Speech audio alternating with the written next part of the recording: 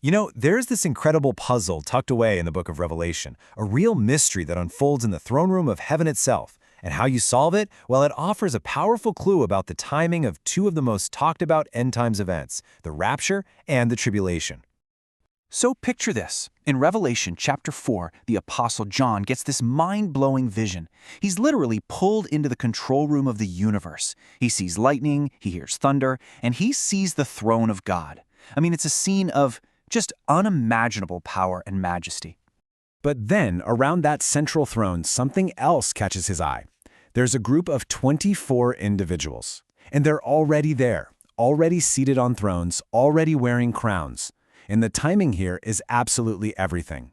They are in place before a single seal on the scroll of judgment is even broken.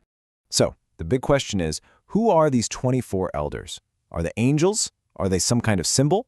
Well, the Bible actually gives us a trail of clues, and today we're going to follow them and solve this heavenly mystery together. Okay, so let's start digging into the evidence, right from the text itself. Because figuring out who these elders are isn't just a fun fact, it's actually a key piece that helps unlock the entire sequence of events in the book of Revelation. John gives us three really distinct visual clues.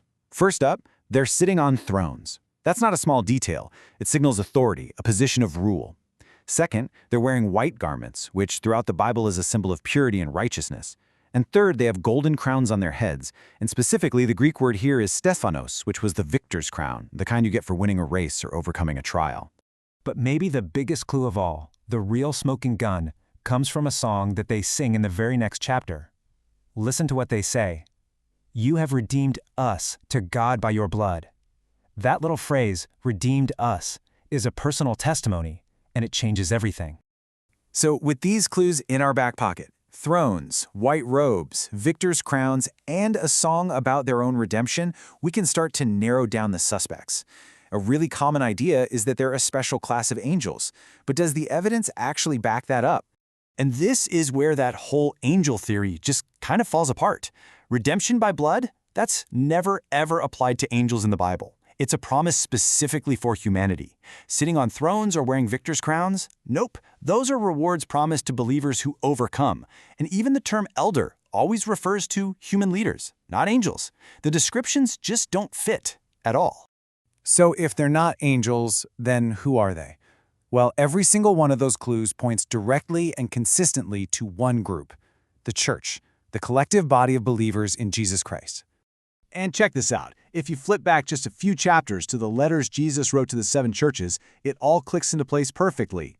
He promises white garments to believers who overcome. He promises crowns of victory to those who are faithful. And he explicitly promises that those who overcome will get to sit with him on his throne. The description of the 24 elders is literally a direct fulfillment of these promises.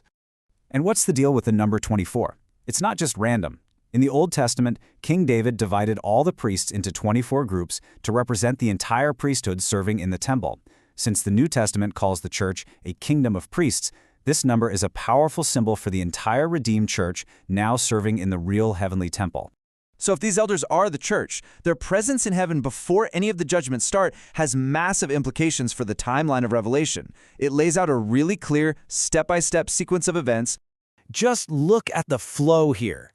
Chapters 1 to 3, it's all about the church on earth. Then, bam! Chapter 4 kicks off with a voice like a trumpet shouting, "Come up here!" and John is caught up into heaven. And what happens immediately after that?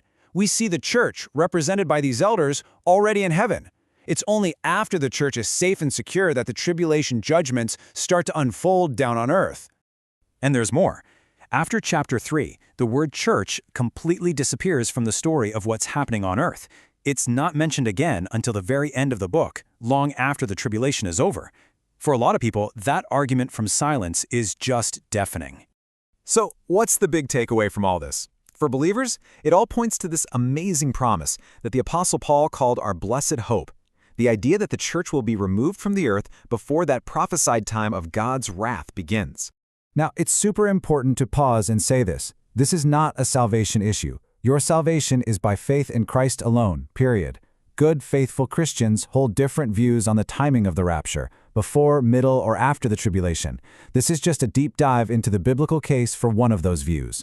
But what the pre-tribulation view does is it provides a really simple, consistent, and biblically grounded explanation for this incredible scene we see in Revelation 4 and 5.